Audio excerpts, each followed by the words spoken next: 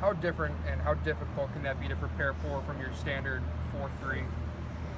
I was probably say with that kind of hybrid type of guy, understand that he can't play coverage, so just making sure that you account for him at all times and know that he's not just a matchup that we could exploit, things like that. So just kind of know where he's at on the field, like I said, because they do like to blitz him.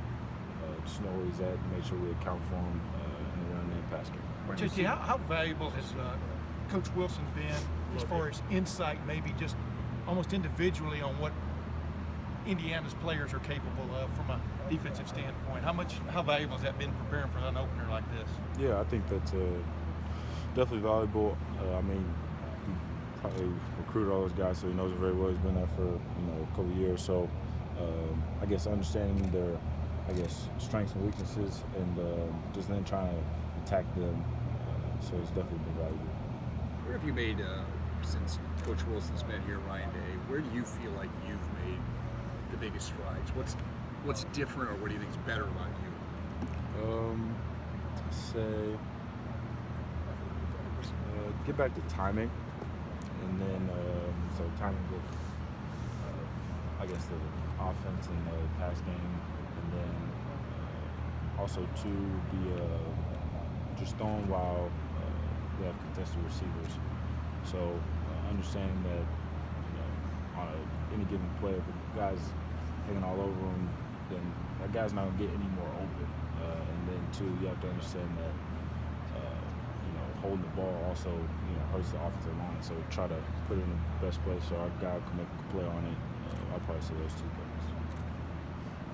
things. JT, you guys, you've been up tempo to various degrees over the past few years. How much can you do it? And what does it depend on? Is it just how much the linemen can keep up? Can you guys do it as your default, like this is what we do basically all the time, or to what degree are we really going to see it? I think in the past it was kind of like we had up tempo in our repertoire, and it was kind of like we wanted to control the pace. So if there was a time that we also wanted to slow it down and take our time, and there was that. But I would say our operation is just now just not frantic but fast. So and I think with that, our whole offense is conditioned for that, whether it be what we did with Coach Mick in the summer to preseason, just playing fast, everybody lining up quick. So I think we can do it the whole game if we felt like it. But then there's also the aspect too where we do want to eat clock or whatever. So there's also that. Hey JT, go back a few years to when you were in high school, and you went through the recruiting process, and obviously Texas was a place that at one point you wanted to go. What do you remember being a kid in Texas, and what do you think the general viewpoint is of Oklahoma from a kid who plays high school football in Texas? So actually, I don't know. The hometown I grew up was closer to Oklahoma than it was to Texas, and there was a time where I didn't like watching Oklahoma play. I actually took a visit there as well, but I don't know. It's different because Texas is so big, and there's also a lot of people from Oklahoma, so it's not like you don't have Oklahoma fans that live in Texas. There's quite a bit of them actually. So I don't know. It wasn't like a better thing from Oklahoma, but then when I was getting recruited from Texas, I guess I didn't really have a new hate for Oklahoma. But I don't know, there's a lot of Oklahoma fans. So you're here at Ohio State now, and obviously that was a circumstance of some of the offers that you didn't get. But Ohio State has had a lot of success recruiting Texas, and having been somebody from Texas that came here, why do you think that Ohio State's been able to do so well there? And do you think that might have had an impact on the two big schools that, were the major two for the best kids in Texas growing up? You see what I'm saying? How it might be different?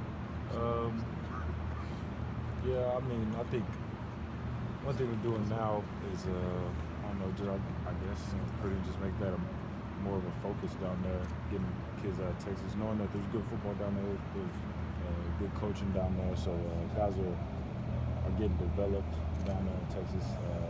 And I don't know, it's one of those things too that you gotta, watch out because guys can be maxed out down there in Texas because there is such good coaching and they want to maximize people, while they're in high school football as well. So, I mean, I don't know. I'm not part of the recruiting board for real, but yeah, I think we're doing a good job focusing on getting kids out of Texas. JT, can you talk about the balance you have to walk as a quarterback between kind of cutting it loose at times and also taking care of the football? I imagine that's a tough balance to walk. Can you just delve into that a little bit? Yeah, so there's definitely, things, I guess there's good risk and bad ones. So just having that understanding, like when there's a play that's going bad and trying to managing it, and then also too, where, you can turn on the playmaking ability and try to make something out of nothing. So there's definitely times for that, but I think at the end of the day, what is asked from me is, manage the game more than anything, but then also too, don't be, playing like a robot. Do Coach Wilson and Coach Date, are they more of the cut it loose type guys? I mean, everybody wants to take care of the football. Are they a little bit more aggressive than maybe you're used to? Yeah, I mean, when you say cut it loose, I mean, not throwing it, triple coverage or anything like that. But right. I don't know. Like I said, if our guys being contested, and normally, I guess in the past it'd be like that guy's not open, check it down or run the ball or whatever. Now it's like give that guy a chance. So I guess when you say cut it loose, I guess that could be kind of the mindset is that let our guy be able to touch the football. So give him a chance to go make a play. I think that's kind of the cut it loose. So there's more conversation when it comes to that. Speaking of cutting it loose, how much progress have you seen that group of receivers make just from the spring till now, and what just buoys you, I guess, that y'all have made progress in the passing game headed into this one? Yeah, so I would say if anything, understanding, our pass plays is concept. So I guess it doesn't matter what, because we have labels, we have X, Z, H, or whatever, but anybody could kind of fill those roles with the six, I guess, top guys at receiver because they understand the concept of the play and where you at and how you fit in that concept. So I guess that's one of the major strides from spring to now. And so it's going well.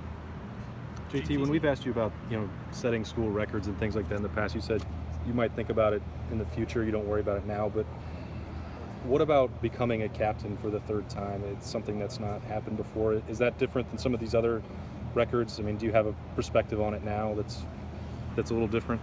Yeah, so I think that's different just because you get voted by your peers to go out there and lead team 3 years in a row. I don't know, just I guess you think of the captain, think about them just going about it in the right way, having respect for the game, having respect for other people, and also trying to make everyone better. So I think as a quarterback, that's always something that I've tried to do, and to be captain 3 times is definitely an honor. I probably say that's probably one of the best things to get voted by my teammates and go lead them as a football team. What do you think when you look at that list of some of those other names, those guys that have done it multiple times here? You feel like you've earned the spot in that same category? I don't know. I think I like to say I earned it, from the work I put in, but I don't know. I guess I never looked at it like that.